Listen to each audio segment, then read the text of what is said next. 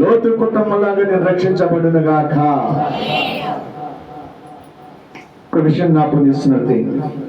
ఆదికాండము 19వ అధ్యాయము 20వ వచనం చదువుకుందాం. 20వ వచనం చదువుకుందాం. అదే ఆదికాండము 19వ అధ్యాయము 20వ వచనం చదువుకుందాం.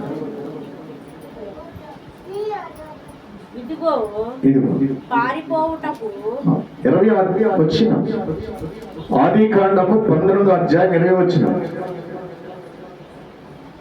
మరియు యెహోవా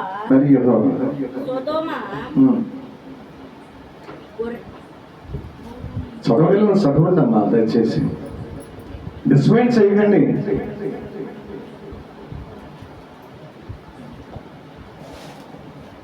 ఆదికాండము నిదానంగా చదవండి, నో ప్రాబ్లం. ఆదికాండము 19వ అధ్యాయము 20వ వచనం చదువుకుందాం. 12 ఒకటి చదవండి.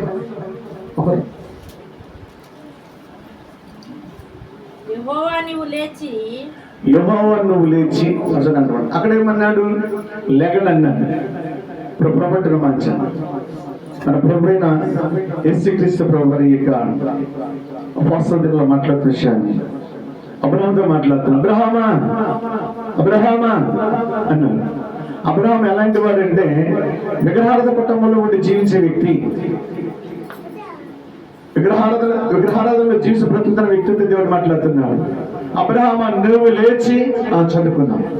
యెహోవా నువ్వు లేచి నీ దేశము నుండి, నీ బంధువుల యొద్ద నుండి, నీ తండ్రి ఇంట నుండి బయలుదేరి నేను నీకు చూపించే దేశమునకు వెళ్ళమన్నాడు. ఇక్కడ హల్లెలూయా. మన జీవితాల్లో ప్రభుని ఎరిగిన ఈ లోకమైనవి కొన్ని పాటిస్తూ ఉంటారు. అబ్రహాంతో దేవుడు మాట్లాడుతున్నప్పుడు అబ్రహాము తీర్మానం చేసుకున్నాడు. ఏం తీర్మానం చేసుకున్నాడు తెలుసా? నీ ఇంటిని విడిచిపెట్టు, నీ ఊరోళ్ళు విడిచిపెట్టు, నీ బంధువులు విడిచిపెట్టు, నీ బంధువులకు సాంప్రదాయాలు విడిచిపెట్టు. మీ ఊరికి కొన్ని లక్షణాలు ఏంటంటే దేవుని ఎరగం జనాంగం ఉంటారు. మన సహోదరులు కావచ్చు, బంధువులు కావచ్చు. అంట వార్తలు పాలుపరుస్తారు కాబట్టి రియల్ గా నిజమైన దేవుడితో నీతో మాట్లాడుతున్నావు.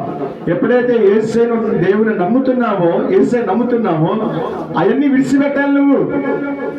మళ్ళీ నీ పితృపారంపరమైన వారికి ఆచారాల వల్ల వెనక్కి వెళ్ళకూడదు. నేను చూపించి దేశం అన్నాడు కానీ దేశాన్ని చూపించాలి. ఎవరికి? అబ్రహాము.